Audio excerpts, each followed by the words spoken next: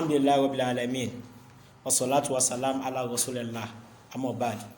Akí gbogbo akábọ̀ sórí ètò wa Qanatu Ibn Amin ipe ìkẹ́ Ọlọ́run ọba àti àánú Ọlọ́run ọba kó máa bá ẹnì kankan wa gbé. Àmín. Assalamu alaikum wa rahmatullahi wa barakatuh. Wa alaikumus salam wa rahmatullahi wa barakatuh. Kẹ́rí gbogbo a ṣe mọ̀ pé orí ètò yìí Qanatu Ibn Amin mabniyun ala al-ilmi àmọ́pa lórí mọ̀ ni. Kí wá ní ìdí tá fi mọ́pa lórí mọ̀? Torí pé Allah subhanahu wa ta'ala ó gbọ́lá fún àwọn onímọ̀ níbi àyá Al-Qur'an kan tààlà ti sọ pé ṣe ìdàlọ́ ipò òun Allah òun búra pé ànáwù òun Allah la ilaha illa huwa kò sí kankan àyàfi òun wal malaika ó tún fi àwọn màláíkà jẹ́rìí gan fún ẹ̀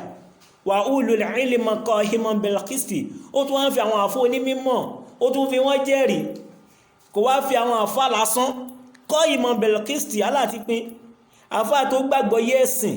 tí kan yénú ẹ̀sìn tó lè ṣàlàyé Qur'an tó lè ṣàlàyé hadith Ànábì Muhammad Sallallahu alaihi wasallam. Allah fi wọ́n jẹ́rìí ìpé la ilaha illa huwal azizul hakim ìpé kò sí kankan yàfi wọn Allah ọba tó tóbi ọba ọ̀jọ̀gbọ́n tẹ́bá rí wasallasa bi ahli ilmi ìgbàtàlá dárúkọ rẹ̀ tó dárúkọ àwọn màláíkà ó wá fi ara ẹ̀ ó wá fi àwọn onímọ̀ ó wá fi ṣe kẹta wa kafahum zalika sharafan wa fadlan wa jalalatan wa nubulan ilé ìgan ti tó iyì ó ti tó àpọ́nlé ó ti tó ẹ̀yẹ fún àwọn onímọ̀ ìyẹn ni pé Allah subhanahu wa ta'ala ó gbọ́lá fún ìmọ̀ kò fojú kékeré wo onímọ̀ kò jẹ́ fojú kékeré wo ìmọ̀ fún ara ẹ̀ tó yẹ jẹ́ ẹ̀ ṣùgbọ́n tata wà ń sìn àwọn muskilatu tó ṣẹlẹ̀ ta àwọn onímọ̀ láyé ń gbọ́lá fún àwọn onímọ̀ láyé ń gbọ́lá fún tẹ́lẹ̀ ṣùgbọ́n nísìn aláìmọ̀kan láyé ń gbọ́lá fún báyìí àwọn aláìmọ̀kan láyé ń pọ́nlé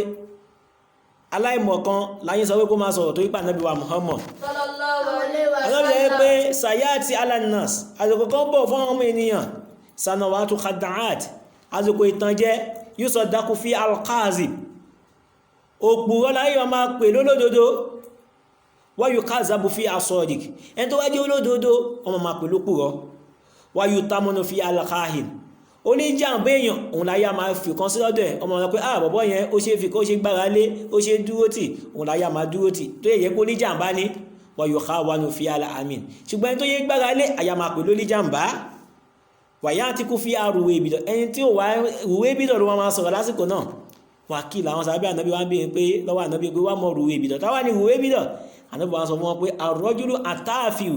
ọkùnrin tó yẹ pé kò mọ̀ kankan fi amri am nípa ọ̀rọ̀ ilé ayé kò mọ̀ kọ́kọ́ ẹ̀sìn kò mọ̀ kọ́kọ́ nípa ọ̀rọ̀ ẹ̀sìn kò gbàgbọ́ yé ẹ̀sìn kò dáyà máa gbọ́rọ̀ lẹ́nu ẹ̀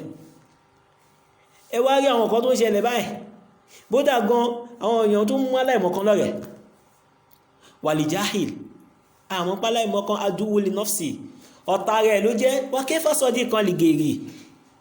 báwo ló yẹ fẹ́ mú ẹlòmíì lọ́rẹ̀ ẹni tó nífẹ̀ẹ́ rẹ̀ àìnífẹ̀ẹ́ rẹ̀ ni òfin kéwú àìnífẹ̀ẹ́ rẹ̀ ní ó fi kàwé àìnífẹ̀ẹ́ rẹ̀ ní ó fi kọ́ṣẹ́ àyà máa mú lọ́rẹ̀ Ànábì wa Muhammad Sallallahu alaihi wasallam. òdìyọ́ wọn pé mọ́ yuridillahu bí khairan ẹni tọ́lá bá fẹ́ dáadáa fún tọ́lá gbèrò dáadáa fún tọ́lá fẹ́ kó ríre bá yufaqihu fid-din yóò jẹ́ kó gbàgbọ́ yé ẹ̀sìn yẹn ni pé yóò jẹ́ kó kọ́ ìmọ̀ yẹn yóò wá darí ẹ̀ lọ gbàgbọ́ yé ẹ̀sìn wọ́n mọ́ ń sálàkà tọrí kọlẹ̀ ìrìn torí pé ẹni tó bá ti kó sí agbọ́n rí mọ̀ fọ́kọ́dá rọ́dá lọ bí khairan Ọlọ́run ti gbèrò dáadáa ní ẹ Ọlọ́run ti fẹ́ dáadáa fún ní ẹ ẹni tó bá ti kó ságbọ́n rí mọ̀ Allah ti fẹ́ dáadáa fún ní ẹ wọ́n mọ́ ń tara kalẹ̀ ìlmọ̀ ẹni tó bá fi mọ́lẹ̀ ó kéwú ó kàwé ó kọ́ṣẹ́ ó rìn kiri fọ́kọ́dí ishtara khusran òfò ló rà Ọlọ́run lè jẹ́ kára òfò al-ilmu ẹwà rí mọ̀tẹ́rí yẹn tariqul fawz bil janna ojú ọ̀nà àti jèrèwọ́ náà gbàlùjánnà ní wasabilu najat ojú ọ̀nà àti láni minan nari kúrò níbi náà àwàgbàdí sí wá látọ̀dà Abu Hurairah ó dẹ́gbẹ́ man salaka tariqan ẹni tó bá kó sí ojú agbọ́rin kan ó ń ṣe Islam ó ti kó sínú agbọ́rin Islam yaltamisu fihi ilman ó wá ń wá ìmọ̀ nípa Islam dáadáa Islam wá yíé sa'alallahu lahu tariqan ilal janna Allah yóò ṣe àti wà lójú ọ̀nà rẹ̀ Allah yóò ṣe nírọ̀rùn fún kálàwà wọlé ilé tá ń ṣe gbìyànjú kálá ṣe àti wàlùjọ́ náà kálá ṣe nírọ̀rùn fún wa kọ́lọ́ ń gba ní bàdá lọ wa ó wà mú mi rántí orin àfọ́jọ̀gbọ́n kan tó yẹ pé ìmọ̀ ló làdí ní tàwa yìí ẹni onímọ̀ yóò ṣẹrú ayé yóò ṣẹrú oṣó pẹ̀lú àjẹ́ yóò ṣẹrú ẹran pẹ̀lú adìyẹ yóò ra bẹ́là fún olì èké màálù dúdú fáwọn àfà èké yáṣẹ́wù ni yóò máa bá yáṣẹ́wù ni yóò máa bá ká ẹni tó bá nímọ̀ ó máa ṣẹrú ẹgbẹ́ aṣẹrú ọ̀rẹ́ aṣẹrú ẹran aṣẹrú adìyẹ ọlọ́run jẹ́ aṣẹrú láyé táwáyé. سبحانك اللهم وبحمدك أشهد أن لا إله إلا أنت أستغفرك وأتوب إليك سبحان ربك رب العزة عما يصفون والسلام على المرسلين والحمد لله رب العالمين الحمد لله رب العالمين والصلاة والسلام على رسول الله أما بعد akí gbogbo akábọ̀ sórí ètò wa Qanat Ibn Amin ìpè ìkẹ́ ọlọ́run ọba àti àánú ọlọ́run ọba kó máa bá ẹnì kankan wa gbé. Assalamu alaikum wa rahmatullahi wa barakatuh. Wa alaikumus salam wa rahmatullahi wa barakatuh. Kẹ́rí gbogbo a ṣe mọ̀ pé orí ètò yìí Qanat Ibn Amin mabniyun ala al-ilmi amọ́pa lórí mọ̀ ni. Kí wá ní ìdí tàfi mọ́pa lórí mọ̀? Torí pé Allah subhanahu wa ta'ala ó gbọ́lá fún àwọn onímọ̀ níbi àyá Al-Qur'an nìkan tààlà àti sáyé pé ṣe ìdàlọ́ ipò òun Allah òun búra pé ànáwù òun Allah o la ilaha illa huwa kò sí kankan àyàfi òun wal malaika ó tún fi àwọn màláíkà jẹ́rìí gan fún ẹ̀ wà ulul ilmi qa'iman bil qisti ó tún wọ́n fi àwọn àfọ́ onímọ̀ ó tún fi wọ́n jẹ́rìí kò wá fi àwọn àfọ́ lásán qa'iman bil qisti aláti pín àfọ́ tó gbàgbọ́ yé ẹ̀sìn tí kan yénú ẹ̀sìn tó lè ṣàlàyé Qur'an tó lè ṣàlàyé hadith Nabi Muhammad Sallallahu alaihi wasallam. Allah fi wọ́n jẹ́rìí ìgbé la ilaha illa huwal azizul hakim ìgbé kò sí kankan yàfi wọn Allah ọba tó tóbi ọba ọ̀jọ̀gbọ́n tẹ́bárí wasallasa bi ali ilmi ìgbà tààlà dárúkọ rẹ̀ tó dárúkọ àwọn màláíkà ó wá fi ara ẹ̀ ó wá fi àwọn onímọ̀ ó wá fi ṣe kẹta wàkàfà zalika sharafan wa fadlan wa jalalatan wa nubulan ilé ìgan ti tó iyì ó ti tó àpọ́nlé ó ti tó ẹ̀yẹ fún àwọn onímọ̀ ìyẹn ni pé Allah subhanahu wa ta'ala ó gbọ́lá fún ìmọ̀ kò fojú kékeré wo ní mímọ̀ kò jẹ́ fojú kékeré wo ìmọ̀ fún ara ẹ̀ tó yẹ jẹ́ ẹ̀ ṣùgbọ́n tata wà ń sìn àwọn muskilatu tó ṣẹlẹ̀ ta àwọn onímọ̀ láyé ń gbọ́lá fún àwọn onímọ̀ láyé ń gbọ́lá fún tẹ́lẹ̀ ṣùgbọ́n nísìn aláìmọ̀kan láyé ń gbọ́lá fún báyìí àwọn aláìmọ̀kan láyé ń pọ́nlé aláìmọ̀kan láyé sọ pé kó máa sọ̀rọ̀ tó yípa Ànábì wa Muhammad Sallallahu alaihi wasallam. ọlọ́bìnrin pé sayati alanas àsìkò kan bọ̀ fún ọmọ ènìyàn sanawatu khada'at àsìkò ìtànjẹ yusuf dákú fi alqazib òpùrọ́ láyé wọn máa pè lólódodo wáyù káàzàbù fi asọ́dik ẹni tó wájú olódodo ọmọ máa pè lópùrọ́ wáyù tamọ́nù fi alqahim oníjàmbá èèyàn òun láyé a máa fi kan sí lọ́dọ̀ ẹ̀ ọmọ rẹ̀ pé bọ̀bọ̀ yẹn ó ṣe fi kó ṣe gbára lé ó ṣe dúró tì òun láyé a máa dúró tì tó yẹ kó níjàmbá ní wáyù káwánù fi alamin ṣùgbọ́n tó yẹ gbára lé àyà máa pè lóníjàmbá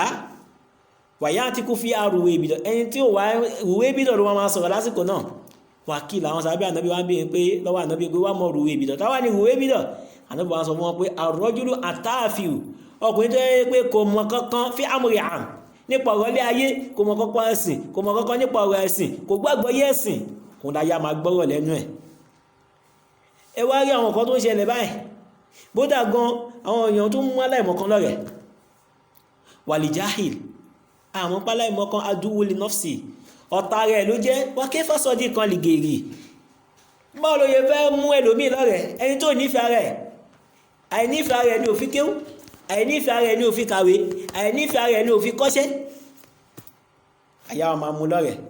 Ànábì wa Muhammad Sallallahu alaihi wasallam. òjìyàn wọn pé mọ́ yuridillahu bi khairan ẹni tọ́lá bá fẹ́ dáadáa fún tọ́lá gbèrò dáadáa fún tọ́lá fẹ́ kó ríre bá yufaqihu fid-din yóò jẹ́ kó gbàgbọ́ yé ẹ̀sìn yẹn ni pé yóò jẹ́ kó kọ́ ìmọ̀ yẹn yóò wá darí ẹ̀ lọ gbàgbọ́ yé ẹ̀sìn wa man salaka tariqal ilmi torí pé ẹni tó bá ti kó sí agbọ́n rí ìmọ̀ faqad aradallahu bihi khairan ọlọ́run ti gbèrò dáadáa ni ẹ ọlọ́run ti fẹ́ dáadáa fún ni ẹ ẹni tó bá ti kó ságbọ́n rí ìmọ̀ Allah ti fẹ́ dáadáa fún ni ẹ wa man tarakal ilma ẹni tó bá fi mọ́lẹ̀ ó kéwú ó kàwé ó kọ́ṣẹ́ ó rìn kiri faqad ishtara khusran òfò ló rà ọlọ́run lè jẹ́ kára òfò al-ilmu ẹ̀wà rí ìmọ̀tẹ́rí yẹn tariqul fawz bil janna ojú ọ̀nà àti jèrè wọnú àgbàlùjánnà ni wasabilu najat ojú ọ̀nà àti lání minan nari kúrò níbi náà àwọn àgbàdí sí wá látọ̀dọ̀ Abu Hurairah ó dẹ́gbẹ́ man salaka tariqan ẹni tó bá kó sí ojú agbọ́nrin kan òun ṣe Islam ó ti kó sínú agbọ́nrin Islam yaltamisu fihi ilman ó wọ́n wá ìmọ̀ nípa Islam dáadáa Islam wá yíé sa'ala Allahu lahu tariqan ilal janna Allah yóò ṣe àti wà àlùjánnà rẹ̀ Allah yóò ṣe nírọ̀rùn fún kálàwà wọlé ilé tá ń ṣe ìgbìyànjú kálà ṣe àti wà àlùjánnà kálà ṣe nírọ̀rùn fún wa kálọ́ ń gba ní bàdá lọ wa ó wà mú mi rántí orin àfọ́jọ̀gbọ́kọ̀ tó yẹ pé ìmọ̀ ló làdí ní ta wà yìí ẹni onímọ̀ yóò ṣẹrú ayé yóò ṣẹrú oṣó pẹ̀lú àjẹ́ yóò ṣẹrú ẹran pẹ̀lú adìyẹ yóò ra bẹ́là fún olì èké màálù dúdú fáwọn àfà èké yáṣẹ́wù ni yóò máa bá yáṣẹ́wù ni yóò máa bá ká ẹni tó bá nímọ̀ ó máa ṣẹrú ẹgbẹ́ aṣẹrú ọ̀rẹ́ aṣẹrú ẹran aṣẹrú adìyẹ ọlọ́run jẹ́ aṣẹrú láyé táwáyé سبحانك اللهم وبحمدك أشهد أن لا إله إلا أنت أستغفرك وأتوب إليك سبحان ربك رب العزة عما يصفون والسلام على المرسلين والحمد لله رب العالمين